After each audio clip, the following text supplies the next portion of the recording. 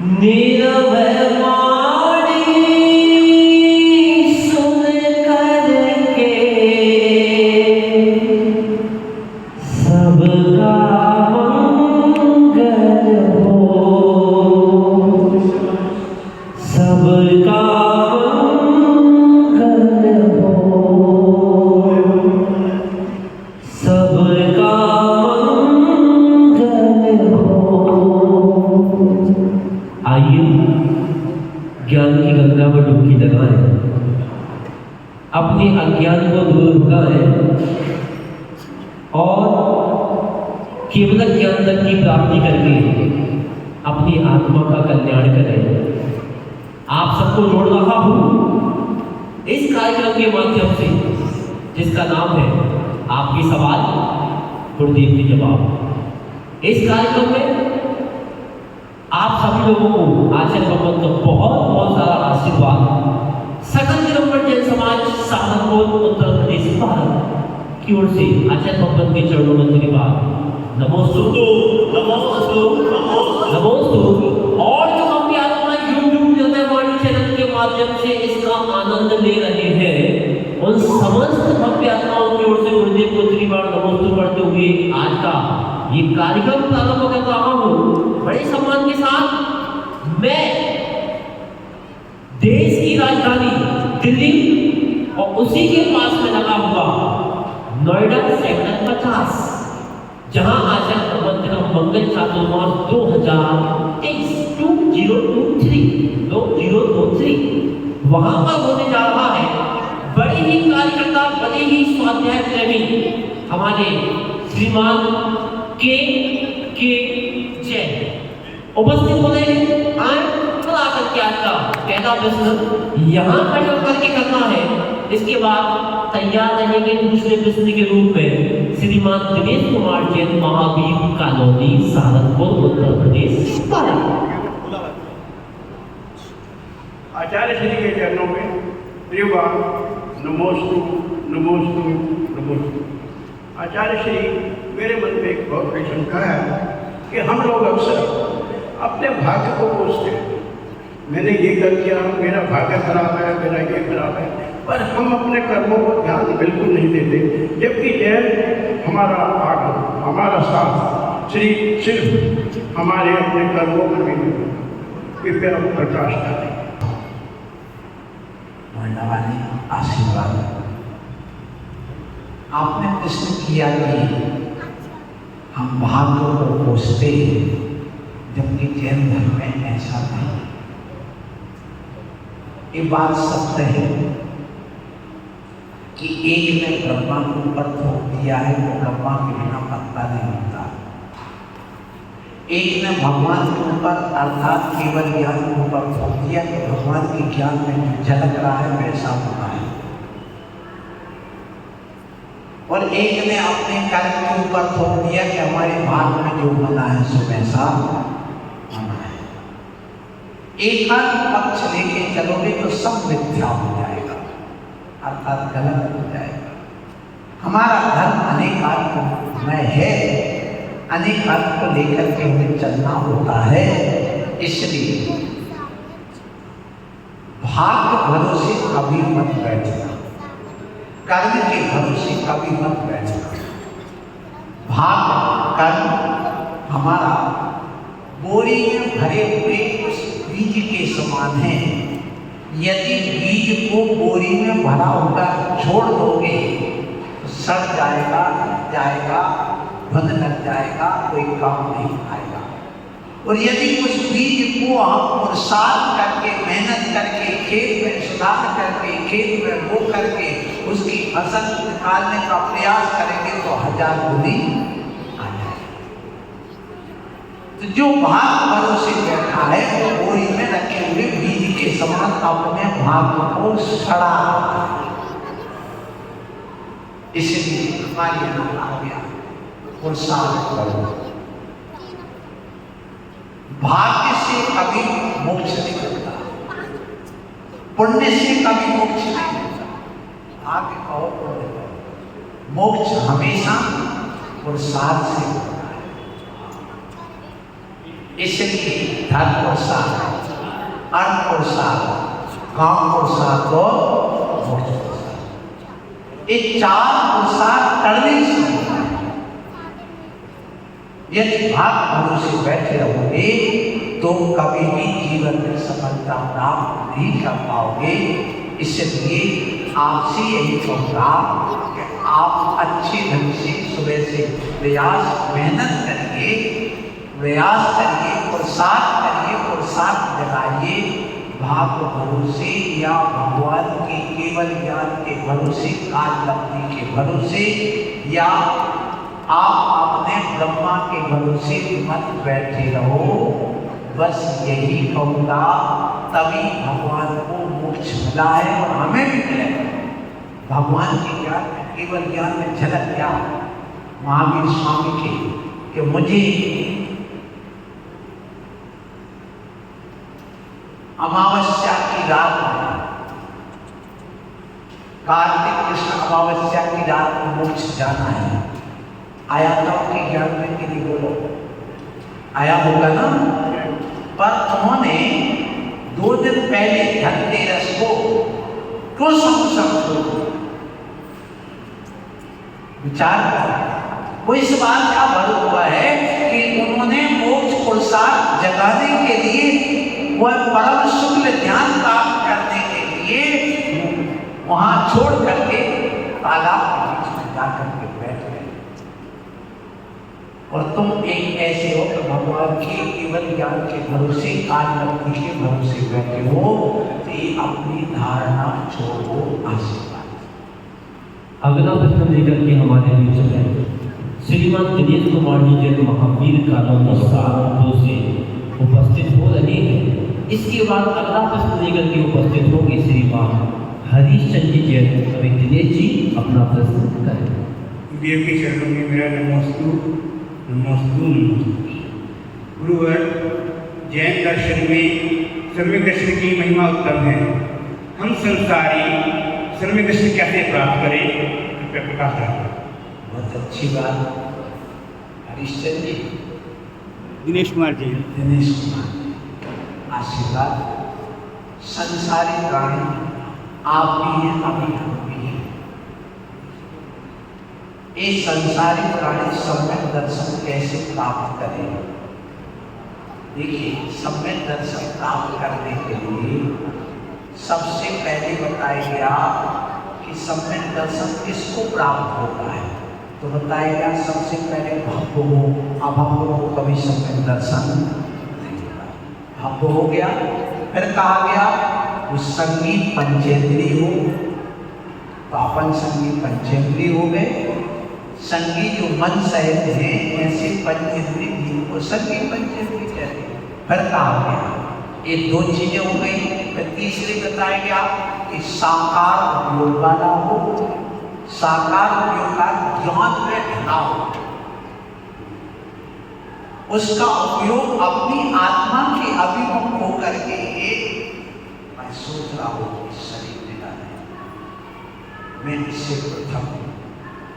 एक भेद ज्ञान जहां पर आता है वहां पर ज्ञानोपयोग होता है। बिना ज्ञान में लीन हुए बिना सम्यक दर्शन नहीं होता है। इसलिए उसके लिए भेद ज्ञान की जरूरत है। तो सोए हुए व्यक्ति को सम्यक दर्शन नहीं होता, जागृत हो, और जागृत होने के बाद में बताया गया उसके लिए 5 लब्धि। कितनी लब्धि? 5। कौन कौन सी? क्षयोपशम लब्धि, विशुद्धि लब्धि, देशना लब्धि, प्रायोग लब्धि और कर्म लब्धि। कितनी लब्धि चाहिए? 5 लब्धि। आप सुनो, इन 5 लब्धि में क्षयोपशम लब्धि क्या कहलाती है कि हमारे लिए जो संगीत पंचेंद्रिय पना प्राप्त हो गया है, हमारे अंदर जो ज्ञान संयम आदि सुनने की, धारण करने की, निर्णय करने की, वेद विज्ञान प्राप्त करने की क्षमता जो प्रकट हो गई है, उसका नाम क्या है? अब उसके बाद देश ना लगती, हमने आपको उपदेश दिया, तो जो उपदेश सुन करके आपको निर्णय करने की क्षमता आई, देशना को ग्रहण करके मनन करने की, धारण करने की, सोचने की, समझने की जो शक्ति है, उसी का नाम है देशना। चीटी को सुना वो नहीं सुनेगी, क्यों? उसके पास मान ही क्या सुनेगी? अगर सुन भी ले तो उसको निर्णय करने की क्षमता नहीं, सोचने विचारने की, ये उपदेश मेरा हितकारी है, ये सब उसके मन में आएगा। और जिसके मन में आएगा नहीं कि गुरु का उपदेश मुझे हितकारी है, उसको अभी देशना लब्धि नहीं। विशुद्धि लब्धि उपदेश सुनने के बाद जो हमारे परिणामों में निर्मलता आती है। फिर इसके अलावा पाप प्रकृति, फिर आ जाएगी कौन सी लब्धि? लब्धि। देखिए कि जो पूर्व में बने हुए कर्म हैं, एक विशुद्ध क्षयोत्सव लब्धि में भी आ जाता है कि जो हमारे समतल कोड़ा कोड़ी स्थिति के कर्म बनते हैं, उनकी स्थिति घट करके जाओ अंता कोड़ा कोड़ी रह जाए। माने किसी को 70 करोड़ रुपए देना था, कर्ज था, और उसको घटाते घटाते घटाते घटाते 1 करोड़ के अंदर आ जाए।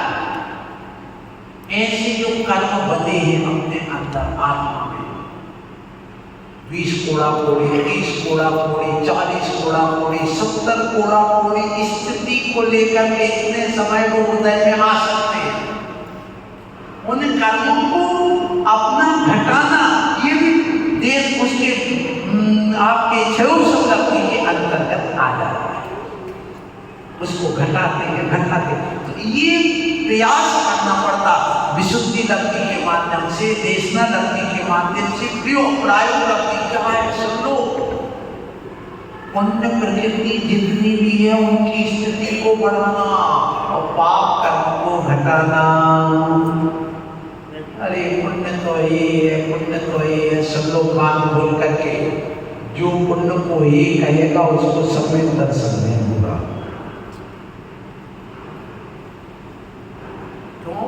क्यों नहीं होगा? क्योंकि वह पुण्य प्रकृति को और स्थिति और अनुभाव को बढ़ाना चाहता है, तब समय दर्शन होता। पाप की स्थिति और अनुभाव को घटाता है, घटा। तो जहां पर पुण्य के संचय करने की शक्ति इस आत्मा में आ जाए और पाप को क्षय करने की शक्ति का भाव आ जाए, उसका नाम प्रायोग रखती है। ध्यान रखो, कहाँ सब दर्शन हो रहा है? एक प्रवचन नहीं, सबका समाधान है। पर इसके बाद कर्म लब्धि, जहाँ इतना होने के बाद सम्यक दर्शन प्राप्त करने के परिणाम ही आ गए, समय आ गया, उसका नाम क्या हो गया? करण लब्धि।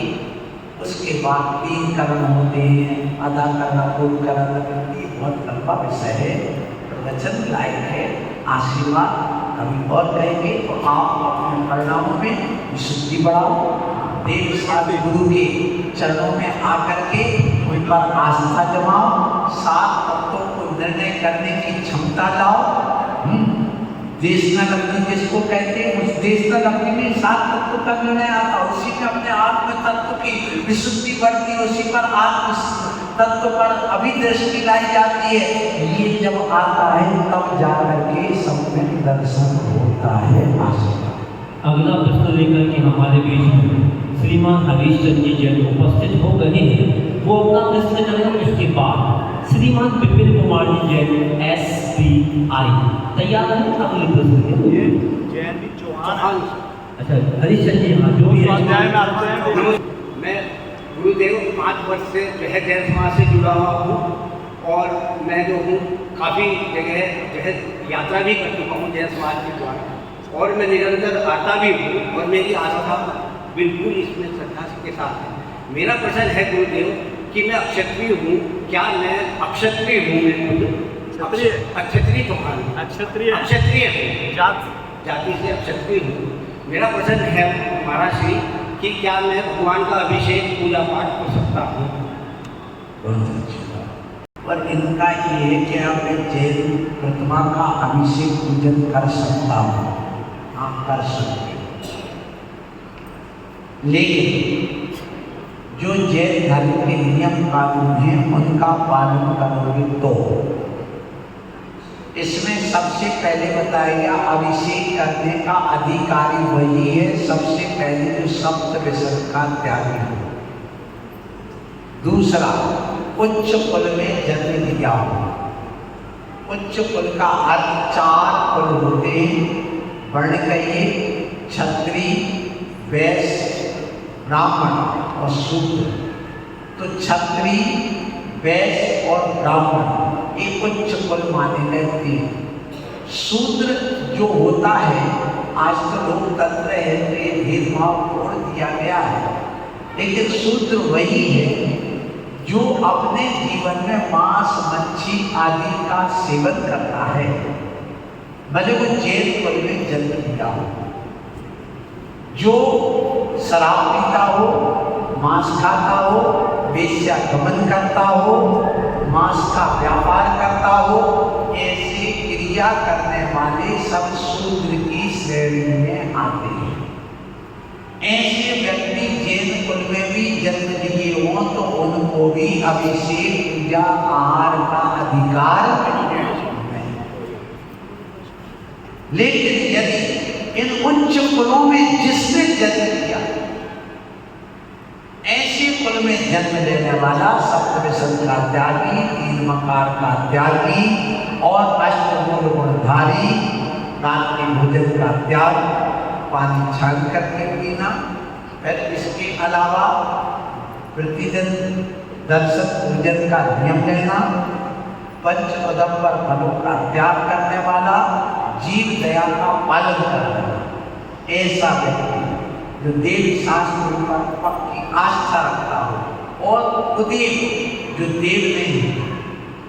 अभी प्रश्न मंच नहीं है ऐसा तुम्हारा प्रश्न था। कुदेव, अदेव, सुदेव और देवादेव ये 4 प्रकार के होते हैं। कुदेवों को पूजने वाला ना हो तो ऐसा व्यक्ति इस जिन प्रतिमा का अभिषेक करने का अधिकारी है। अगला प्रश्न लेकर के हमारे बीच में श्रीमान विपिन कुमार जी जैन SBI तैयार हो रहे हैं अपना प्रश्न लेकर के। इसके बाद तैयार रहेंगे अगला प्रश्न के रूप में रमेश चंद्र जैन रति। आचार्य श्री को नमोस्तु नमोस्तु। मेरा प्रश्न ये है, बीजाक्षर का जब जाप करते हैं तो बीजाक्षर ओम बीजाक्षर का इस्तेमाल करते हैं जब जापों में हम ओम ह्रीम श्रीम क्लीम ये वाला, ये 6, इसमें कहीं कहीं 3 है, कहीं 4, कहीं 2 अक्षर आते हैं। तो मैं अगर हम कोई जाप करते हैं क्या सारे इस्तेमाल कर लिया, कब इसका कोई फर्क पड़ेगा? सुनिए, देखिए, कई बीजाक्षर हैं।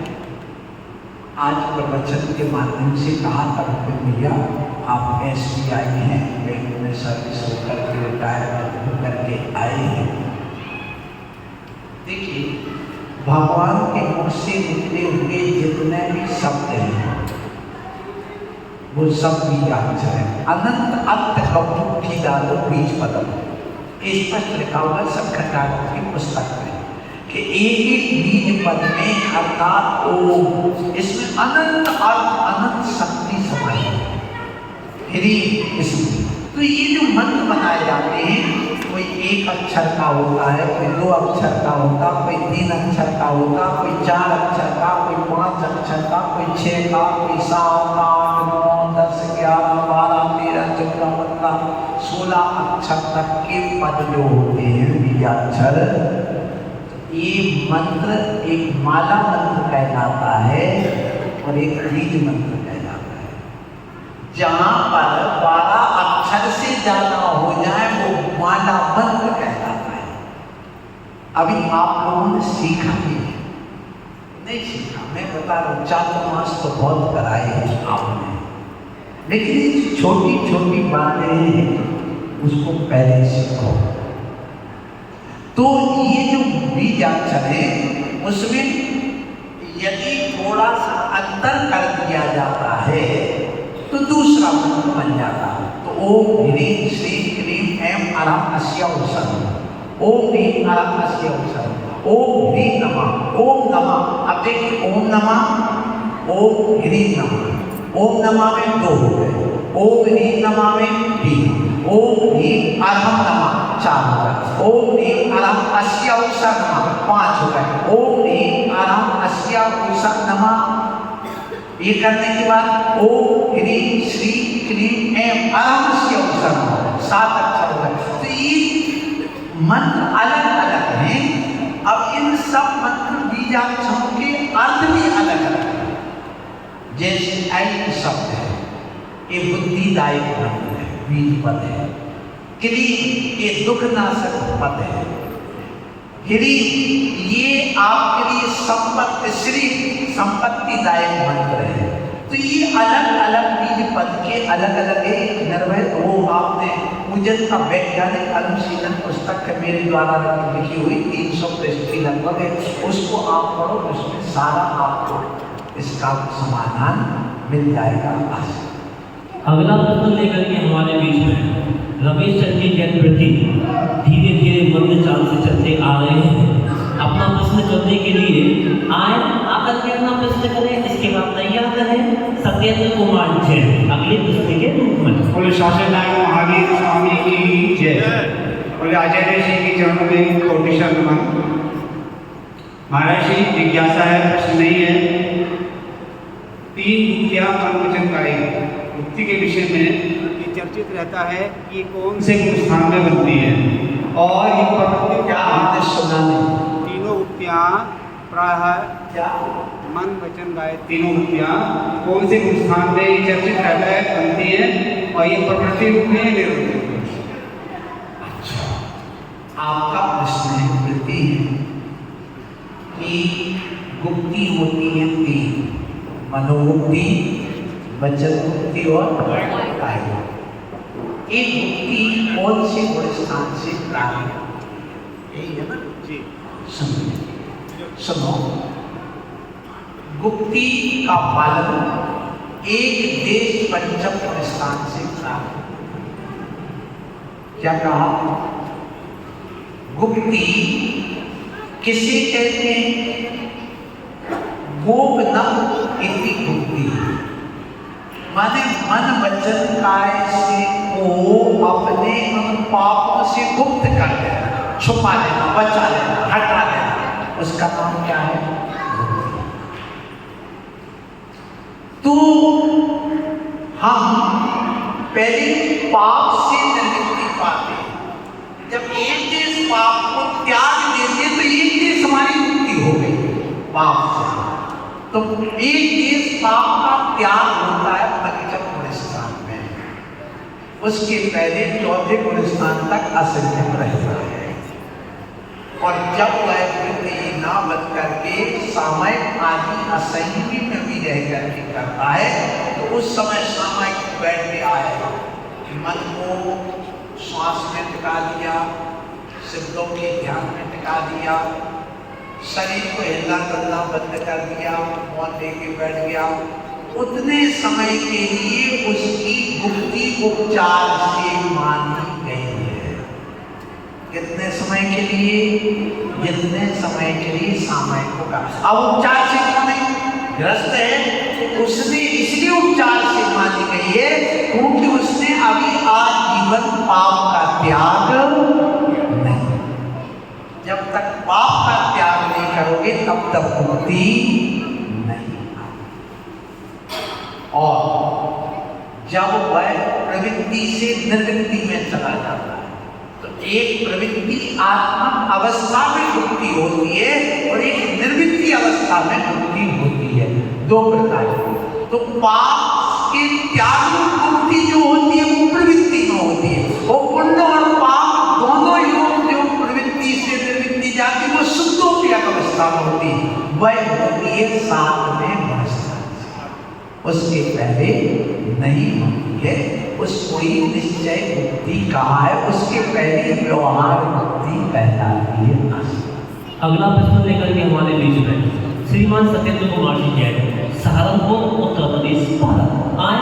आकर के अपना प्रश्न जल्दी से आगे करिएगा। जिनके नाम दे रहा हूँ पहले से उपस्थित हो जाएगा, बड़ी कृपा होगी आप सबकी।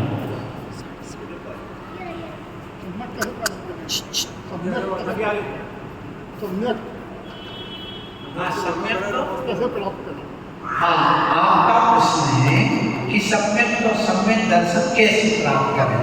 अभी इसके पहले जब आपने नाम लिखाया है उसके पहले भी आपने प्रश्न किया था कि सम्यक दर्शन कैसे प्राप्त किया जाए, तो हमने उत्तर दे दिया। फिर भी सुन लो, सम्यक दर्शन प्राप्त करने के लिए देवी शास्त्रों पर श्रद्धा रखो। अपनी आत्म तत्व हमारा इस शरीर से पृथक है, हम इसके शरीर के कर्ता धर्ता नहीं है। व्यवहार से हम स्वयं अपने पुण्य पाप के कर्ता धर्ता है, और ये सब हमें दुनिया छोड़ के जाना है, हमें कसाय नहीं करना है।